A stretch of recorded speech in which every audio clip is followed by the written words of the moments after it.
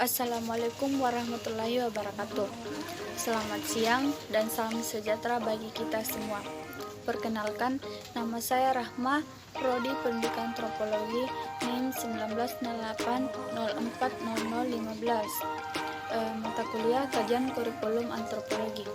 Di sini saya akan memaparkan hasil PowerPoint yang saya buat, yaitu landasan psikologis kurikulum.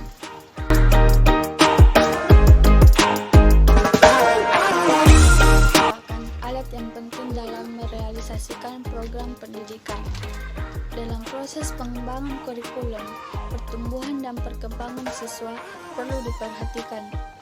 Pertumbuhan berkenaan dengan jasmania dan perkembangan berkenaan dengan rohania. Proses belajar di lingkungan sekolah terjadi interaksi antar individu, peserta didik dan pendidik, sesama peserta didik atau orang-orang yang lain. Setiap peserta didik memiliki psikologis yang berbeda. Kondisi psikologis merupakan karakteristik psiko dan fisik seseorang sebagai individu yang dinyatakan dalam berbagai bentuk perilaku dalam berinteraksi dengan lingkungannya. Tugas pendidik yang membantu perkembangan peserta didik secara optimal. Pendidik berupaya untuk menciptakan berbagai kegiatan dengan alat bantu pengajaran agar peserta didik belajar.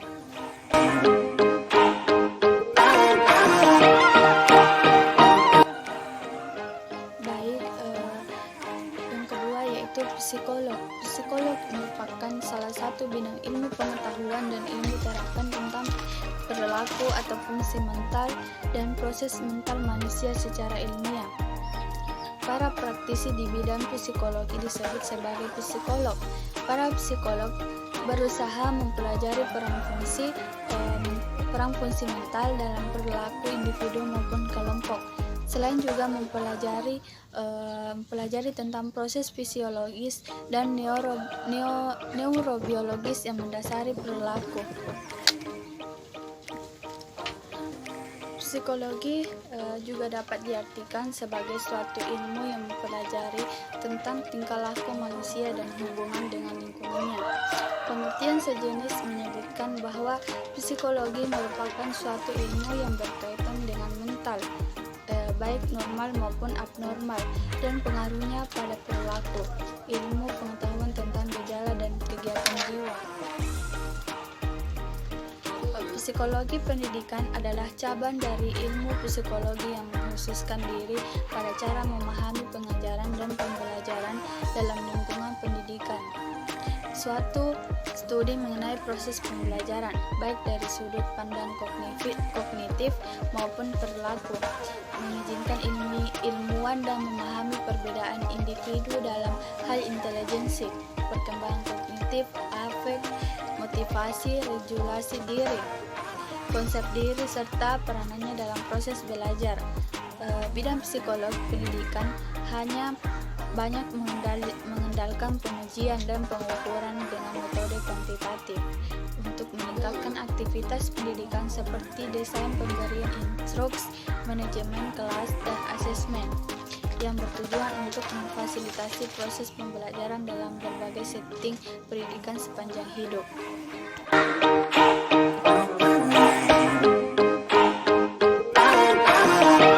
Dengan menerapkan landasan psikologis dalam proses pengembangan kurikulum, diharapkan dapat diupayakan pendidikan yang dilaksanakan relevan dengan hakikat peserta didik, baik penyesuaian dari segi materi atau bahan yang harus diberikan atau dipelajari peserta didik, maupun dari segi penyampaian dan proses belajar serta penyesuaian dari unsur upaya pendidikan lainnya.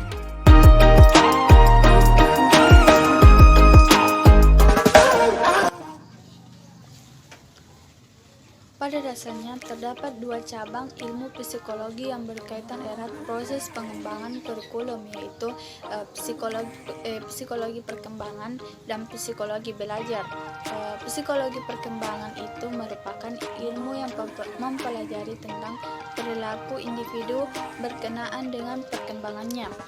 Dalam psikologi perkembangan dikaji tentang hakikat perkembangan, pentahapan perkembangan, dan aspek-aspek perkembangan, serta tugas-tugas perkembangan individu, dan hal-hal yang lainnya berhubungan perkembangan individu, yang semuanya dapat dijadikan sebagai bahan pertimbangan dan mendasari pengembangan kurikulum. Yang kedua, cabang ilmu psikologi yang kedua yaitu psikologi belajar. Psikologi belajar ini merupakan ilmu yang mempelajari tentang perilaku individu dalam konteks belajar. Psikologi belajar mengkaji tentang hakikat belajar dan teori-teori belajar, serta aspek perilaku individu lainnya dalam belajar, yang semuanya dapat dijadikan sebagai bahan pertimbangan sekaligus mendasari pengembangan kurikulum.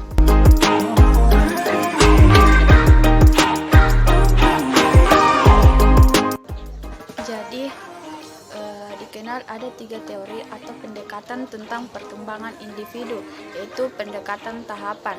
Perkembangan individu berjalan melalui tahap-tahap perkembangan.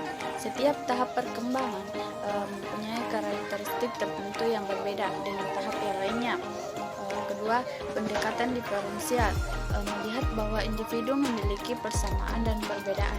Atas dasar perbedaan dan persamaan tersebut, individu dikategorikan dalam kelompok-kelompok yang berbeda, seperti pengelompokan atas dasar jenis kelamin, ras, agama, status sosial, ekonomi, dan lain sebagainya.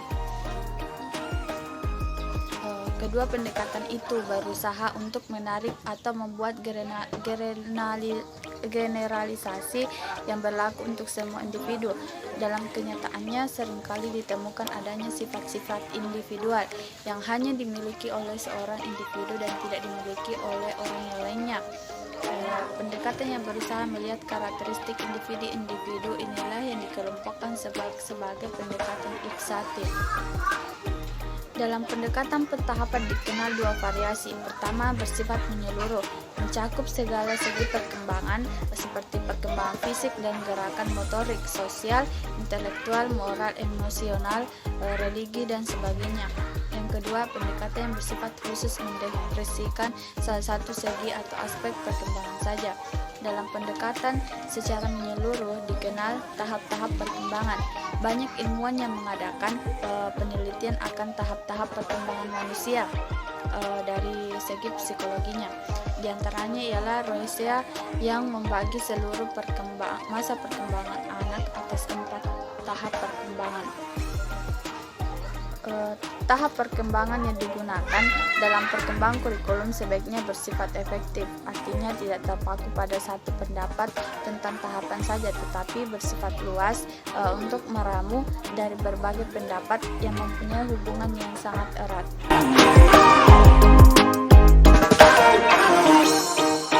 Kedua, psikologi belajar. Menurut P. Han, ada 3 teori belajar yang dibahas dalam psikologi belajar. Pertama, teori disiplin mental. Yang kedua, teori behaviorisme. Dan 3, teori kognitif Gestalt field. Nah, teori disiplin mental, menurut teori ini bahwa dari sejak kelahirannya atau secara herediter, seorang anak telah memiliki potensi-potensi tertentu. Menurut teori ini, belajar adalah merupakan upaya untuk mengembangkan potensi-potensi tersebut. Kedua, teori behaviorisme. Teori ini berpijak pada sebuah asumsi bahwa anak atau individu tidak memiliki atau tidak membawa potensi apa-apa dari kelahirannya. Perkembangan anak ditentukan oleh faktor-faktor yang berasal dari lingkungan, seperti lingkungan sekolah, masyarakat, keluarga, alam, budaya, religi, dan sebagainya. Yang ketiga, teori kognitif Gestalt field. Menurut teori ini, belajar adalah proses pengembangan insight atau pemahaman baru atau mengubah pemahaman lama. Pemahaman tersebut terjadi apabila individu menemukan cara baru dalam menggunakan unsur-unsur yang ada dalam lingkungan, termasuk struktur tubuhnya sendiri. Gestaltfil melihat bahwa belajar merupakan perbuatan yang bertujuan eksploratif, imajinatif, dan kreatif. Pemahaman atau insight merupakan citra dari perasaan tentang pola-pola atau hubungan.